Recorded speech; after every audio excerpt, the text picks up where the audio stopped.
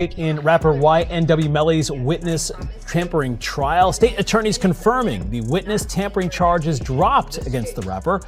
Before that announcement, the jury selection was expected to take place tomorrow. A massive courtroom just landed for YNW Melly, and it shook the whole case today. The judge openly mentioned a possible release date, which nobody expected this soon, and that alone sent shockwaves through the room. Here's the real twist. Melly will no longer go to trial for witness tampering after prosecutors straight up dropped the charges. The Florida rapper's witness tampering trial was set to kick off Wednesday, January 21st, but during a hearing on Tuesday, January 20th, the state suddenly backed off and pulled the plug completely.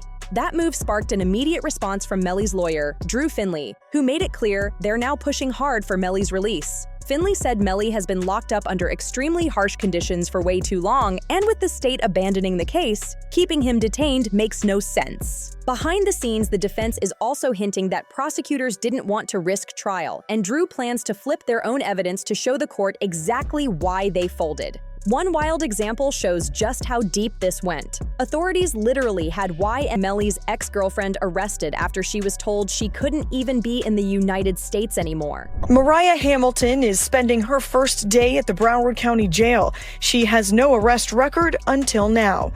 U.S. Border Patrol agents arrested her at Miami International Airport Monday after she arrived on an international flight. Court records show Hamilton was ordered to testify in Demon's first trial in 2023. When Melly's trial kicked off back in 2023, she suddenly became wanted by police after missing required check-ins. Officers were calling nonstop, pulling up to her place, but she was completely gone. No trace, no contact, nothing.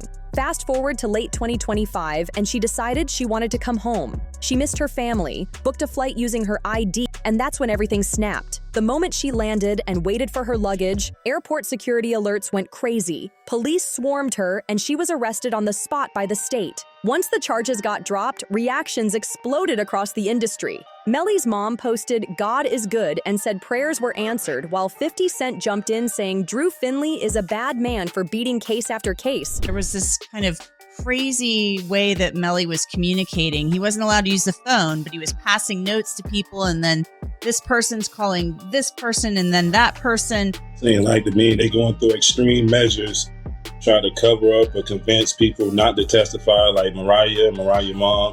They was using code words like Rihanna and A$AP Rocky's baby mom. But here's the real key. The state dropped the witness tampering charges against Jamel Demons. Prosecutors finally showed their hand, and it's all about protecting evidence. The state admitted they dropped the witness tampering case to avoid wrecking key jail call evidence tied to YNW Melly. That evidence is crucial for proving consciousness of guilt in his still pending Double M case, and any bad ruling now could have blown everything up. The tweet out saying people are upset. I said, this is a gunna plea. This is a gunna plea.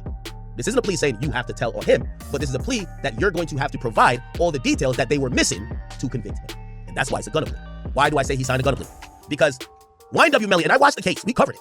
YNW Melly's case is that, number one, you guys have not done a job to prove that this is actually they have proved, but prove that this is a homicide with this person being the offender. Also, the accessory after the fact plea confirms that Bortlen, that's kind of like almost like a sub part of a conspiracy, except you weren't with the conspiracy at first. You came in after the fact. What that proved is that they came in. Oh my God, my dog's dying. What that proved is that Bortlen worked with someone after he acknowledged that a took place in trying to cover it up. Do you hear what I just said? When pleading to an accessory to after the fact, you have to acknowledge that it happened and you assisted someone or in some way to cover the.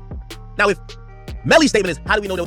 And then secondly, how do we know who did it? Because they said it was a drive-by. According to the memo, the suppression of Melly's jail calls still isn't settled, and pushing forward risked an acquittal that could have destroyed evidence the state needs for the 2027 trial. Prosecutors originally hit Melly with witness tampering and alleged gang-related charges, claiming he tried to keep a key witness, Mariah Hamilton, from testifying in the Double M case. Financial records raised eyebrows fast. They claim Hamilton received over $31,000 from Jamel Demons management and associates, plus help getting a Mercedes, all while reporting no income. The memo also points to jail calls, surveillance footage, and inmate notes showing Melly allegedly using a relay system through other inmates to send messages outside after losing phone access. Later sections claim coded language and nicknames were used to keep Hamilton away from court, something that was publicly exposed years ago during an interview by Juvie's father. He will be flipping. He is going to be tell-all about anything he knows about the double case, and they will know if he's telling the truth or telling a lie when he gives his full quote-unquote confession as to what happened that evening. And that's what happens. A lot of times where guys are in the prison for 4 or 5 years awaiting trial and looking at a life sentence, and they're offered 10 years where they'll be home probably in another 3 years that he'll serve, he decides to flip and become a cheese eater. And that's what happens a lot of times on these cases. And I was expecting it to happen a lot sooner than it did. He held out for quite some time. But long story short is it looks like he's going to flip. And it makes the case on YNW Melly, depending on what he says, which I anticipate he'll say that YNW Melly is responsible. This move was actually cold but smart from prosecutors in the witness tampering case. They only had Mariah lined up to testify against Melly, and if they burned her testimony here, she wouldn't be able to step up again in the Double M trial. Instead, they backed off, locked in the evidence she's holding, and plan to unload it later, where it hurts way more. And it gets worse for Mel. Alongside Mariah's evidence, there's now serious pressure coming from Bortlen, too. News broke that Cortland Henry took a plea deal and agreed to a proffer, meaning he's officially talking and cooperating with the state. He pled to accessory after the fact, got hit with 10 years plus 6 years of probation, with credit applied where possible. That alone flips the whole chessboard. Both people closest to Mel in this case are now positioned against him, and that's dangerous territory. Even DJ Academics broke down why this is such a nightmare. The judge made it clear that Bortlen pled no contest on both charges, but still had to give a factual basis to accept the plea. That means he had to explain in detail how the accessory role actually happened, which legally confirms the crime itself occurred. This wasn't just a plea deal, it was a straight Gunna-style plea, and that changes everything. With a proffer on the table, Bortlen can't just nod his head and stay quiet. He has to talk, break it down, and explain it clean, line by line, no shortcuts. The simplest way to see it is this. Bortlen is basically clearing himself of being the one responsible for what happened to Sack, Juvie, and Chaser. And once you remove him from that picture, it leaves YNW Melly standing alone as the possible suspect. The state keeps pushing the drive-by angle, but once Bortlen is forced to admit the crime happened inside the car, that story collapses fast. Even a professional defense attorney reviewed the deal and said straight up, this agreement forces Bortlen to snitch, and Melly is the one left holding the bag. Meanwhile, Melly's legal team isn't folding. They're firing back by suing the Broward Sheriff's Office for cruel treatment, demanding immediate release and claiming Melly hasn't been allowed to speak to his family in nearly 3 years. Support started pouring in fast. Other rappers jumped online saying things like, I like what I'm hearing right now, and free Melly, he's been in there way too long. A lot of people are clearly rocking with Melly making this move and finally pushing back. The lawsuit itself paints a grim picture. Melly's team claims he's been forced to stay in a freezing cold jail cell, served barely edible food, and kept completely isolated with little to no human contact. My son has not been convicted of anything, and even other inmates that have been convicted or anything, they have the right to use a telephone. They have a right to just to be allowed to write letters to their loved ones, to receive their mail. They hold his mail, they don't give it to him. That's the core reason they're calling the treatment cruel and inhumane. Melly's mother reacted emotionally after details of the lawsuit came out. In an interview, she described his jail conditions as disturbing and heartbreaking, saying it feels like he can't take much more. She also claimed Melly isn't even allowed to use the jail phone anymore, cutting him off from the outside world. When you saw Melly's statement, just saying how he's been hurt, how he's scared for his life, as a mother, how did that make you feel? It's heartbreaking. It made me feel completely helpless. Broward Sheriff's Office definitely needs to be investigated. I mean, they are making up their own rules. We've tried to go to court about this situation. The judge really doesn't have any jurisdiction when it comes to the jail, because we actually had a hearing about the mistreatment of him, and the jail they make their own rules. And I don't think that's fair because I know that they need to answer to someone too. But not everyone showed sympathy. Media reactions exploded, and Charleston White stepped in saying Melly deserves a hard jail life for the crimes he claims were committed. Even the YNW Melly, I'm so happy he in jail getting mistreated. Yeah, I'm so happy he in jail getting mistreated, homie. Homie, when you take a life, homie, you ain't got a right to complain about a motherfucking thing about being mistreated when you done chose to play somebody. Even Boozy Badaz weighed in, saying he feels for Melly's mother and the nonstop stress she's been forced to carry through all this. That sympathy hit different, especially with everything piling up around the case. In court, the judge allowed both sides to lay it all out on why YNW Melly should or shouldn't be released. Prosecutors wasted no time reminding the judge they claimed to have text messages where Melly allegedly takes responsibility for what happened. The PC Gambino account asked him if he was okay, and his response was, "I did that," and placed a smiley face emoji. And the next message from 10/26/2018 at 16:02 from Eastern Standard Time. The YNW Melly account says what? After that, SHHHH. They also brought up the parking lot surveillance video, showing Melly dancing and smiling alongside Cortland Henry, acting carefree just hours after the incident.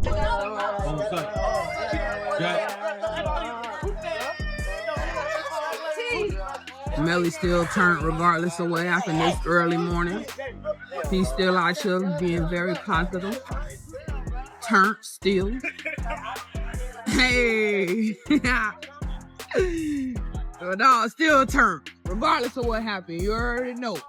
To prosecutors, that behavior looks cold and calculated. Then came another critical detail. Security footage allegedly shows Melly getting into the Jeep just 30 minutes before the crime occurred, and detectives say he sat in the exact seat where the firearm was later used. Court documents claim the bullets traveled left to right inside the vehicle, lining up with shots coming from the back left seat, the spot investigators say Melly was in. To seal it, Juvie's mother was brought to the stand to identify who was who in the surveillance footage. She flat out told the court it was YNW Melly who climbed into the back left seat, and that detail instantly turned into a major pressure point. That seat keeps coming up again and again, and prosecutors are leaning hard on it. Melly's lawyers fired back immediately. They argued there was never a firearm recovered. So the first thing is I didn't have a firearm, so I can't know which firearm I'm going to use in order to replicate any of my tests. So I can't make tests for this determination because I don't know what was used. Okay. Saying that alone supports Melly's claim that this was a drive-by situation and not something that happened inside the vehicle. To them, no weapon means no clean proof. But things took a darker turn when evidence from the original trial resurfaced. Investigators revealed images of alleged handwritten notes found during a raid on Cortland Henry's home. Melly's co-defendant YNW Bortlen was booked into a Miami jail Monday night and is being held behind bars on an out-of-county warrant. We just confirmed the warrant is out of Broward County for witness tampering. The warrant obtained by Law and Crime Network states as follows. On or about April 10, 2023, continuing through and including July 22, 2023, Cortland Henry, aka Bortlen, along with others, did unlawfully and knowingly engage in misleading conduct toward another person with the intent to cause or induce them to withhold testimony. The warrant continues the alleged witness had been summoned by the legal process to the jury trial of Jamel Dimmons, aka YNW Melly. The dates in the warrant are important. Jury selection for Melly started in mid-April, and a judge declared a mistrial on July 22nd, the same day the warrant claims Bortlen allegedly tampered with the witness. The notes reportedly included drawings showing where certain jurors were seated, along with descriptions of what they looked like, which raised serious alarms. To keep it real, this is sloppy. Bortlen, how the f you gonna have the notebook of the jurors in your house? Holy sh! Like, come the f on! It's like doing a and having the surveillance tape in your DVD player or something like that. You know what I mean? Like, come on, bro! Like Like they raid your crib and the surveillance footage of the is in your DVD player. Like, oh, okay, thank you, brother. This can't be at your crib. To prosecutors, it looked like preparation for juror interference, all in an effort to protect Melly. Now that Bortlen is cooperating with the feds, that option is completely dead. Instead, the state plans to use him to validate key evidence, starting with one big question: why Fredo Bang suddenly picked Melly up on the way home. In a strange and dangerous twist, prosecutors are now trying to upgrade Melly's case by adding an aggravating factor, claiming the crime was done in furtherance of a street team. That move alone could seriously crank up the stakes. And Chris Thomas are...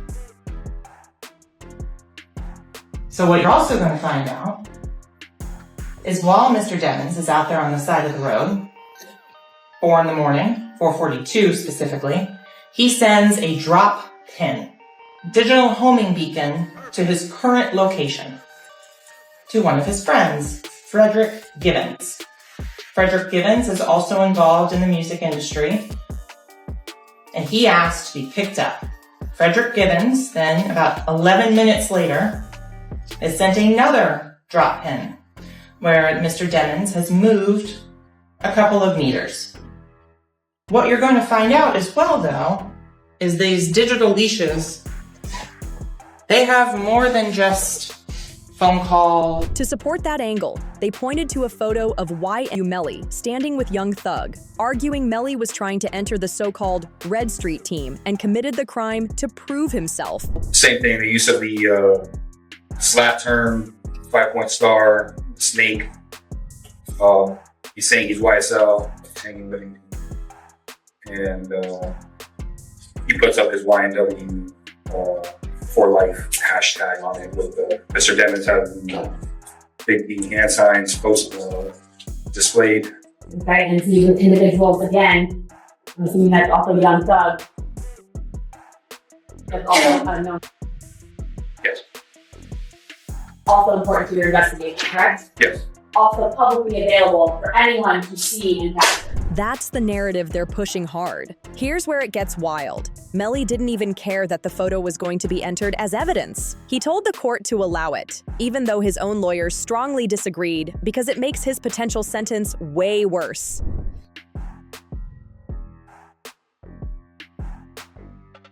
Yes, sir. Against our advice, our client wants to proceed. That moment shocked everyone. Court reporters noted this was the first time Melly openly went against his legal team in court, even yelling at them as tensions boiled over. People inside the courtroom heard Melly say, "I don't care. I'm not in no team. They can't prove that." Lawyer, 924-071. Call for an automatic stay while they were aggravators. They go to membership, and again, there are things that the jury would have to find before going into penalty. Not aggravator, that's the death penalty. Aggravator, that's the gang enhancement itself, Your Honor. That was charged. He was charged in committing the murder for the furtherance of the gang, which is an aggravator in terms of the guilt. Something that they would have to find by way of an interrogatory. Yes. But the pressure keeps stacking. Federal prosecutors plan to add another witness, a former O-Block affiliate, who claims Melly once asked King Von for advice on how to handle people, saying Von was the one to ask because of his past reputation. Did Von really tell you that Melly told him that he was two friends? He ain't come out and say, like, we got into an argument. And so, you know, if you know, when people could say something without saying it. And so he told me, like, once I posted what I posted, Von was mad at me. Bro, why you put up there, bro? Walk the bam. I'm like, you sitting up here, like, you know the love we got. You do this for us, but you gonna trust that his two friends? And he said, them was trying to extort him. And so I'm like, if they was trying to extort him, then why are you still around them? If you want to stay locked in on every update, make sure to like, subscribe, share your thoughts in the comments, and we'll catch you on the next one.